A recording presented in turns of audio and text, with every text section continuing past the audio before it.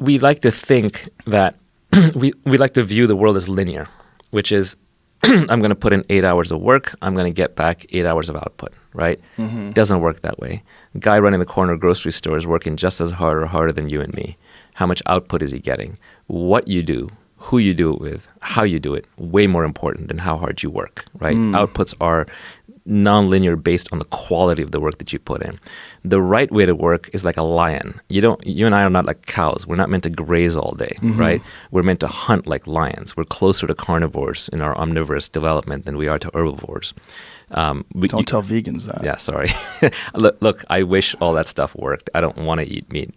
Future generation will look back at us as worse than slavers, because of the Holocaust we're committing with the animals. But they'll have artificial meats that taste and are healthier, is better than the real thing. So, allegedly.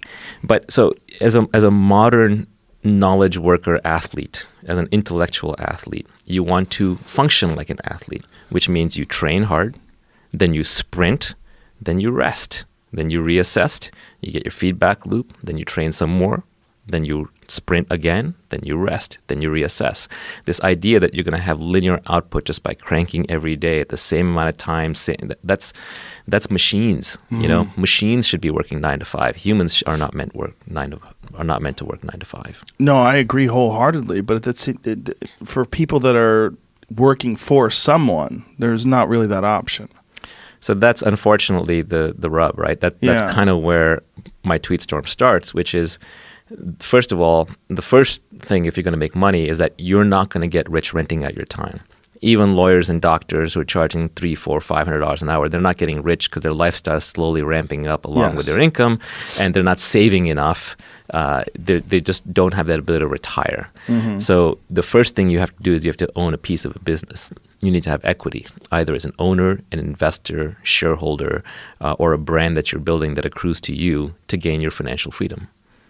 Yeah, and I was really fascinated by another thing that you were bringing up about working for yourself, that you feel that in the future, whether it's 50 or 100 years from now, virtually everyone is going to be working for themselves. And I believe the way you put it is that the information age is going to reverse the industrial age. Yeah, if you go back to hunter-gatherer times, how we evolved, we basically worked for ourselves. We communicated and cooperated within tribes, but each hunter, each gatherer stood on their own and then combined their resources with the family unit.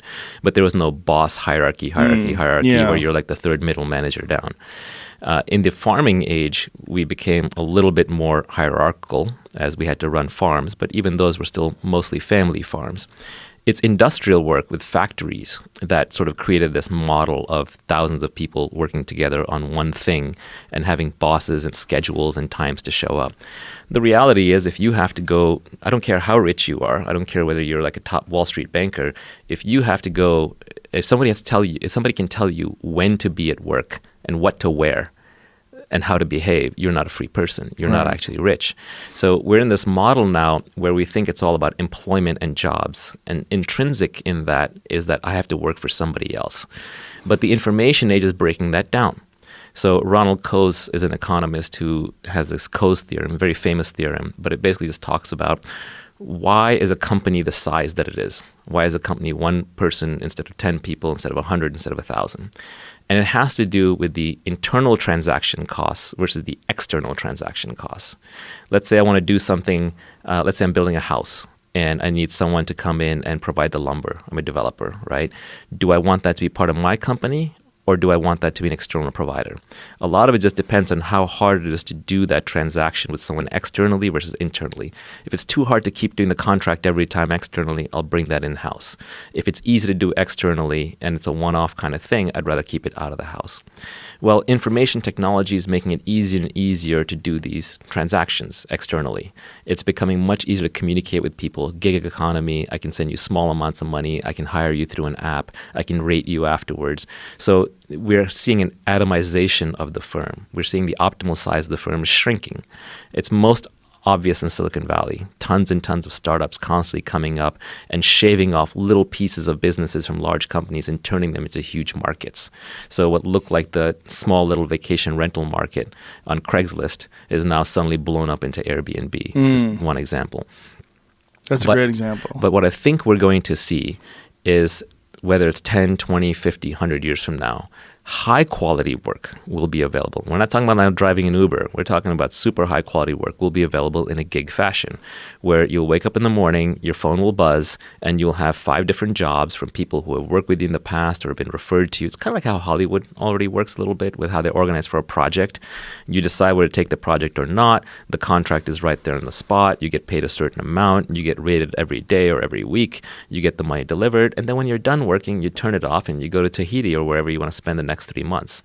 And I think the smart people have already started figuring out that the internet enables this, and they're starting to work more and more remotely on their own schedule, on their own time, on their own place, with their own friends, in their own way. And that's actually how we are the most productive. So the information revolution, by making it easier to communicate, connect, and cooperate, is allowing us to go back to working for ourselves. And that is my ultimate dream. Even when I run a company and I have employees, I always tell those people, hey, I'm going to help you start your company when you're ready, because I think that's the highest calling. Maybe not everybody will get there, but it would be fine if we were even working a 10-person company or 20-person company is way better than working in a 1,000-person company or 10,000-person company. So this idea that we're all factory-like cogs in a machine who are specialized and have to do things by rote memorization or instruction is going to go away, and we're going to go back to being small groups of creative bands of individuals setting out to do missions. And when those missions are done, we collect our money, we get rated, and then we rest and reassess until we're ready for the next sprint. Has there ever been a study done on happiness as it regards to the size of companies? Not that I'm aware, but to me it's obvious. It's just obvious. The smaller the company, the happier you're going to be, the more human your relations are, the less you have rules to operate under, the more flexible, the more creative, the more you be treated like a human just because you're able to do multiple things.